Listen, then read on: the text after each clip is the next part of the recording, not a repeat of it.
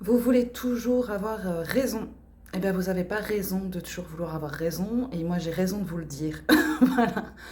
Vous voulez convaincre, vous voulez prouver, vous voulez exister. Vous avez la solution à tout. Vraiment, enfin, vous voulez être entendu, compris. C'est vraiment j'existe, je suis là, regardez-moi, écoutez-moi. On va faire un petit retour dans le passé, puis on va aller voir dans l'enfance. Est-ce que vous avez eu votre place dans votre famille? Est-ce qu'on vous a entendu? Est-ce qu'on vous a laissé être qui vous étiez? Je prends l'école aussi comme exemple. Est-ce que, par exemple, un cas tout bête, en cours de calcul, vous trouvez la solution et puis le maître, le grand maître, arrive et vous dit bah, comment vous avez trouvé cette solution, enfin, la réponse au calcul.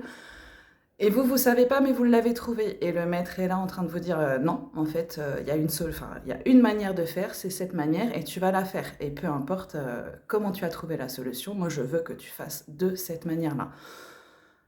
Et du coup, voilà, enfin, vous vous sentez complètement incompris parce que vous avez réussi à faire quelque chose, mais c'est pas la manière qu'il fallait prendre pour faire les choses.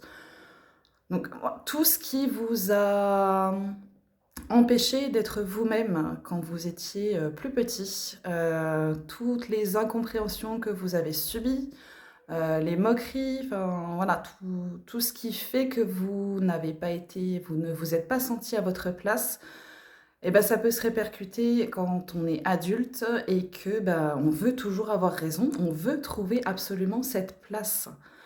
Euh, Ça va biaiser vos relations parce qu'à force de vouloir avoir toujours raison, à force de vouloir prouver que vous savez mieux que une espèce de compétition en fait, hein, une espèce de j'existe et tu peux pas être meilleur que moi parce que moi je sais, ça va faire que vous allez avoir des relations qui sont désagréables en fait. Les autres vont finir par vous rejeter parce que c'est pénible en fait. Une discussion où à chaque fois vous allez répondre oui mais euh, quand ça commence par oui mais c'est pénible. C'est voilà, on peut très bien avoir des discussions avec des gens qui sont très ouvertes en donnant son point de vue mais sans argumenter, sans avoir envie toujours d'avoir raison pour pouvoir exister.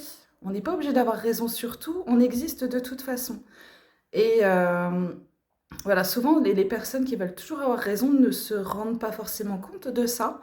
C'est dans leur mécanisme, c'est dans leur schéma, ça s'est inscrit comme ça et ça continue, ça perdure. Et bah, ils vont pas comprendre en fait le rejet des autres quand ils vont être en train d'argumenter, de dire oui mais moi je sais, moi hein, tu as tort, etc. Donc ça fait vraiment des relations qui sont pas de qualité, tout ça à cause d'un schéma qui est encore présent en vous.